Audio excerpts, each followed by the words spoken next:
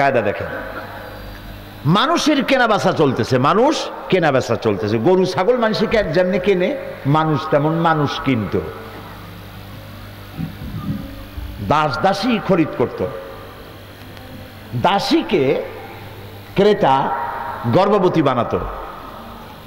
এরপরে যখন তার বাচ্চা পেটে বড় হতো, সেই সময় বন্ধু বান্ধবদের দাওয়াত দিত। ঘরের সামনে দাওয়াত দিয়ে বসাইয়া মদ পান করত। আর আরেকজন দাসকে বলতো দাসীটাকে নিয়ে আসো, দাসীটাকে আনতো।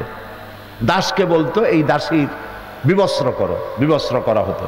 এর পেটটা ফাড়ো, পেটটা ফাড়া হতো। তারপরে জীবিত মায়ের পেটের বাচ্চাটা বের করা হতো। মা ছটফট করে মরছে আর বাচ্চাটা ছটফট করে মারা যাচ্ছে। এই দৃশ্য দেখে বন্ধু বান্ধব মদ খাইতো আর পৈশাচিক অট্ট হাসিতে ফেটে পড়তো। এর থেকে মরা জাতি আর কারে বলে? কন্যা সন্তান হতো, আছাড় মেরে মেরে ফেলে দিত। কন্যা সন্তান হতো, পাথর মেরে মারত। জীবিত অবস্থায় মাটির মধ্যে প্রতীত করে রাখত। আল্লাহ তাআলা বলেছেন বিআইয়ি যামবিন কুতিলাত।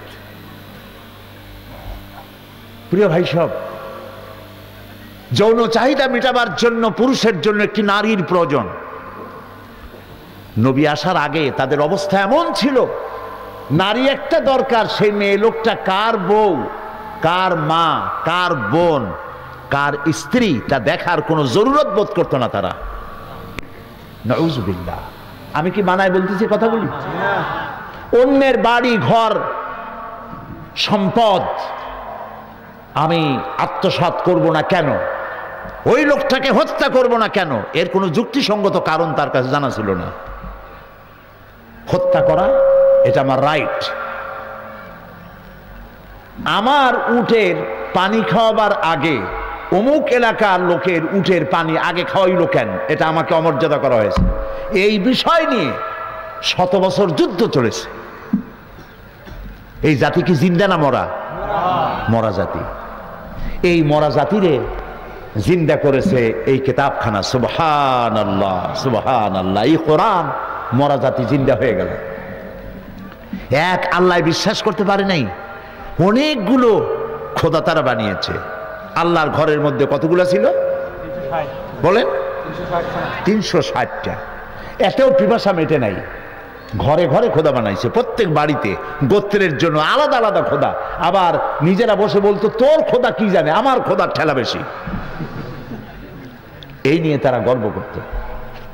কবি আল্লামা আলতাফ হুসাইন হালি তিনি বলছেন, কবিলে कबीले का बुत एक जुदा था, किसी का हुबल था, किसी का सफा था, ये नाइला पे और ये उज़्ज़ा पे फिदा था, इसी तरह घर घर नया एक खुदा था। প্রত্যেকের গোত্রের জন্য আলাদা আলাদা খোদা। সুদ ভিত্তিক অর্থনীতি দিয়ে মানুষকে শোষণ করত। চুরি, ডাকাতি, জেনা, ব্যভিচার, হত্যা, ধর্ষণে গোটা পৃথিবী জাহান্নামের হয়ে গিয়েছিল, জাহান্নামের প্রান্ত সীমায় এসে পৌঁছে গিয়েছিল। নবী করিম সাল্লাল্লাহু আলাইহি ওয়াসাল্লামের কাছে আল্লাহ তাআলা এই কিতাবখানা দিলেন। একখানা কিতাবের কারণে মরা জাতি জিন্দা হয়ে গেল। কি জিন্দাটা হইল দেখেন। ওমর রাদিয়াল্লাহু তাআলা আনহু, যিনি আল্লাহর নবী হত্যা করতে আসলেন, আল্লাহর নবী জবাই করতে আসছে। কত বড় জাহিল হইলে পরে একটা মানুষ এই কাম করতে আসে। সেই লোকটির মধ্যে পরিবর্তন এই কোরআন আনতে পারছে না পারে নাই? জোরে বলেন, পেরেছে কিনা? কোরআনের সংস্পর্শে যখন হযরত ওমর এলেন, এমন পরিবর্তন এসে গেল। নবীজি বলেছেন লা নবিয়্যা বাদি ওয়ালা রাসূলা, আমার পরে নবীও হবে না, রসুলও হবে না। আমার পরে যদি কেউ পৃথিবীতে নবী হতেন লাকানা ওমর, ওমরে আল্লাহ রব্বুল আলামিন নবী বানাইয়া দিতেন। এই কোরআন শরীফ হযরত ওমরকে জিরো থেকে হিরো বানাই দিলেন। কবি বলছেন উতর কর গার হেরা সে सूए कौम आया उतर कर गारे हिरा से सूए कौम आया और एक नुस्खे किमिया साथ लाया। হেরা পাহাড় থেকে নবীজি পৃথিবীর মানুষের কাছে ফিরে এলেন, হাতে করে নিয়ে আসলেন একখানা পরশ পাথর। এই পরশ পাথরের সংস্পর্শে যখন লোহা এলো, লোহাগুলি লাগলো, পরিণত হয়ে গেল। একটা জাতির রেডিক্যাল চেঞ্জ। চোর ডাকাত, সম্পদ হরণকারী, সম্পদের পাহারাদার হয়ে গেল মানুষের। সুদ দিয়ে রক্ত শোষণ করত যারা, তাদের সঞ্চিত সম্পদ অবারিত উন্মুক্ত হাত দিয়ে গোটা মানবতার সেবায় আল্লাহর হস্তে দান করে দিতে লাগলেন। কি পরিবর্তন! যারা ছিলেন নারীর সতীত্বের জম, তারা হয়ে গেলেন নারীর সতীত্বের পাহারাদার। সুবহানাল্লাহ বলবেন না? এই জন্য কোরআনে কারীম যে মিশন নিয়ে এসেছিল, সেই মিশনের সাথে আমরা পরিচিত খুব কম লোক। বেশি লোক এর সাথে পরিচিত হইতে বলেন। কোরআনের সাথে হয়েছে তাবিজ দিয়ে পরিচিত হয়েছে।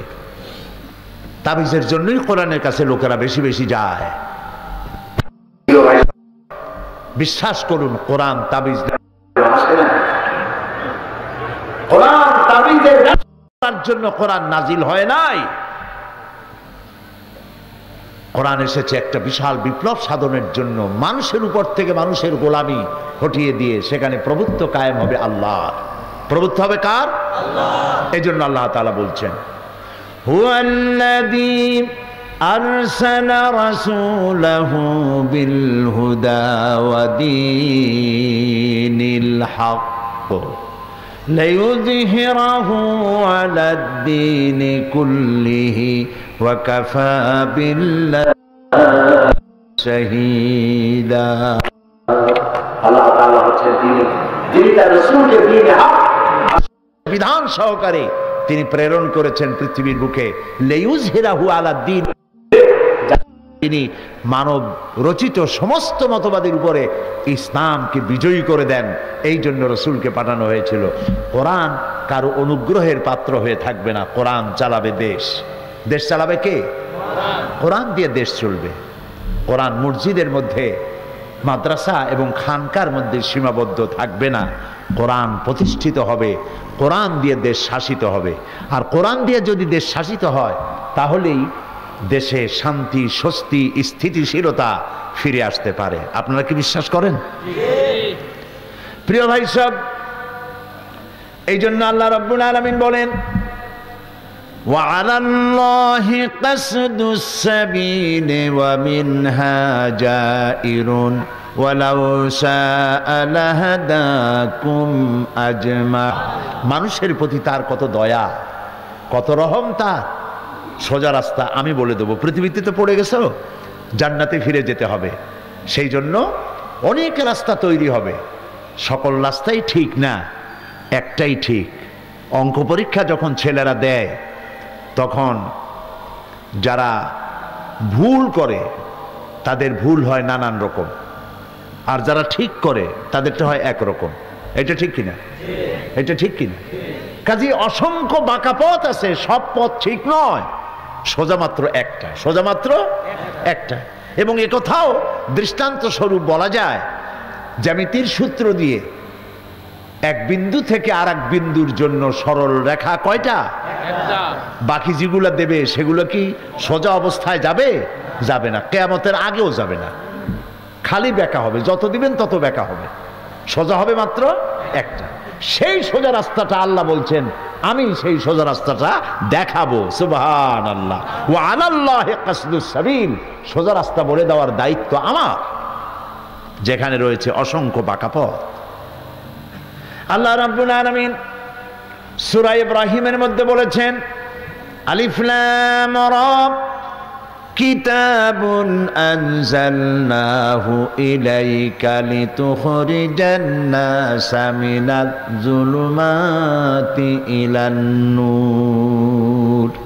সুবহানাল্লাহ। আলিফ লাম র। প্রিয় ভাই সব, এরকম একখানা কিতাব যে জাতির কাছে আছে, সেই জাতিকে বুশে মারবে, তাকে বিশ্বাস করা যায়? বিশ্বাস করা যায়? সেই জাতি মানুষের, অমুসলিমদের, খ্রিস্টান, মুরতাদ, ইহুদি, নাসারা, তাদের লাঠি গুতা খাবে, এটাকে বিশ্বাস করা যায়? এরকম একখানা কিতাব যে জাতির কাছে থাকবে, সে তো সৌভাগ্যবান জাতি। আর আমরা আজকে সৌভাগ্যবান না হতভাগ্য? কোনটা বলেন? আল্লাহ কি বলছেন?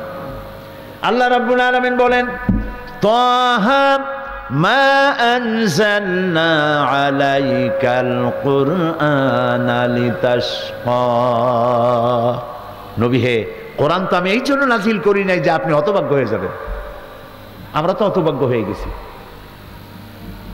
কোরআনের কারণে হতভাগ্য হই নাই, কোরআন থেকে আমার সম্পর্ক শিথিল হওয়ার কারণে আমি হতভাগ্য হয়েছি। আল্লামা ইকবালের এই শের কে না জানেন?